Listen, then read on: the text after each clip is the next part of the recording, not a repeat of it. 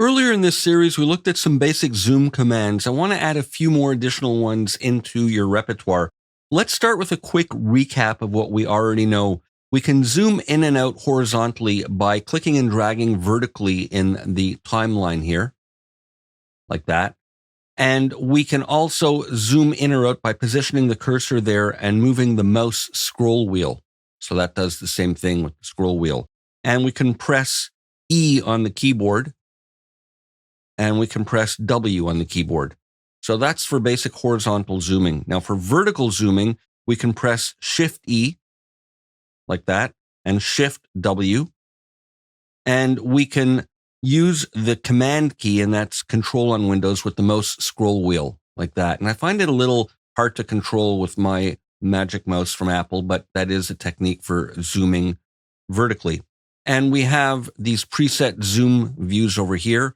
Plus we have sliders for vertical zooming there and horizontal zooming there.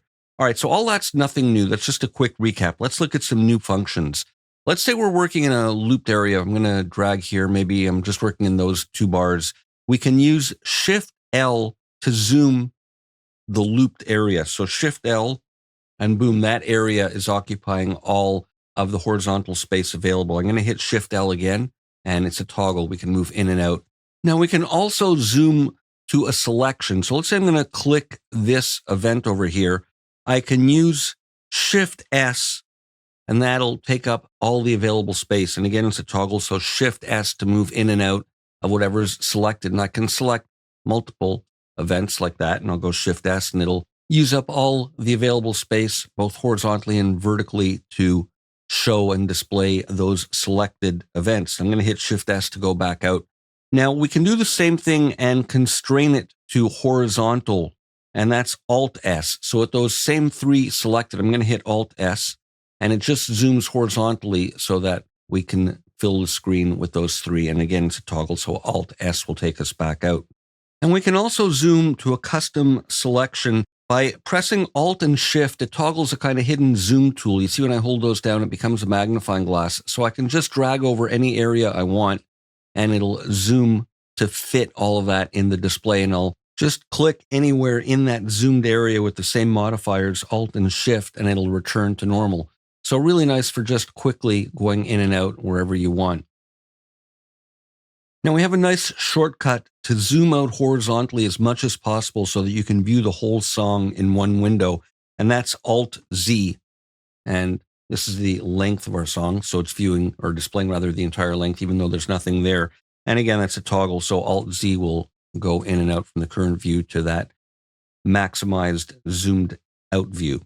Now we've also got a zoom history. So all of these zoom functions I've been showing you in the last few minutes have all been stored, and we can go back and forth through that history. I'm going to hit Alt-W to go back, and there's all the different zoom states we've visited. And then I can use Alt-E to go forward through them. So that's always remembered.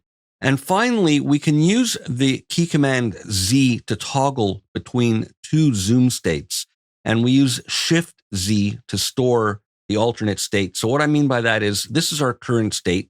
And now let's say I'm going to zoom maybe this way, and I want to work in that kind of view to view the transient side by side, for example. So I'm going to hit Shift-Z to store this as my alternate state. And now when I press Z, it'll toggle between that and that.